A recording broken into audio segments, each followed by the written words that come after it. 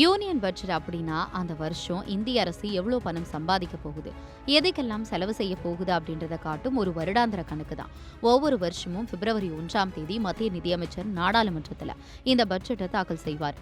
இதை நாடே ரொம்ப ஆவலா எதிர்பார்க்கும். இது மோடி அரசாங்கத்தின் 3வது ஆட்சியில 2வது பட்ஜெட்னு கூட சொல்லலாம். இந்த வருஷம் 2025-26க்கான யூனியன் பட்ஜெட்டை மத்திய நிதியமைச்சர் நிர்மலா சீதாராமன் பிப்ரவரி 1ஆம் தேதி காலை 11 மணிக்கு பாராளுமன்றத்தில் தாக்கல் செய்ய போறாங்க. ஒரு இடைக்கால பட்ஜெட்டை சேர்த்து இது அவருடைய 8வது பட்ஜெட் தாக்கல் ஆகும். நம்ம இந்திய பாரம்பரியத்துல ஏதாவது நல்ல விஷயம் தொடங்குறப்போ இனிப்பு சாப்பிடுறது வழக்கம்தானே. குறிப்பா வட மாநிலங்கள்ல தயிரும் சர்க்கரையும் கலந்து சாப்பிடுவாங்க. அது நல்ல அதிர்ஷ்டத்துக்கும் செழிப்புக்கும் அடையாளம்னு நம்பிக்கை. அதையே பின்பற்றி தான் ஒவ்வொரு வருஷமும் பட்ஜெட் தாக்கல் செய்யறதுக்கு முன்னாடி நிதியமைச்சர் அல்வா கிண்டும் விழாவில் கலந்துக்குவாங்க. அல்வா செய்து அங்க வேலை செய்யற எல்லாருக்கும் பகிருவாங்க.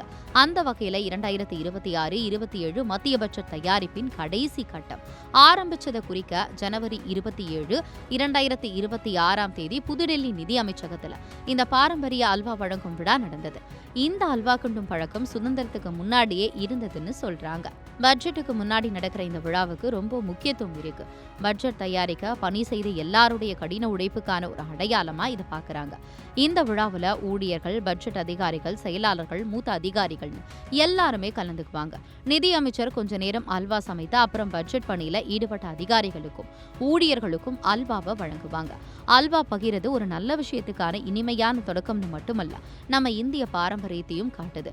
நாட்டின் பொருளாதாரத்தை வடிவமைக்கிற இந்த பணியில மூத்த அதிகாரிகள்ல இருந்து கடைசி நிலை ஊழியர் வரைக்கும் எல்லாரும் செய்த உழைப்புக்கு மரியாதை செலுத்துற நிகழ்ச்சி தான் இது.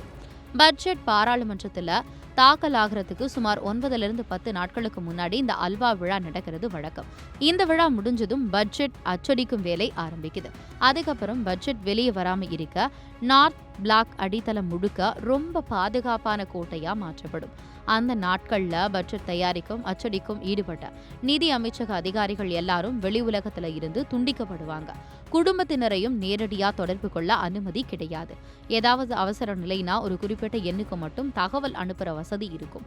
ஆனா நேரடி தொடர்பு கிடையாது.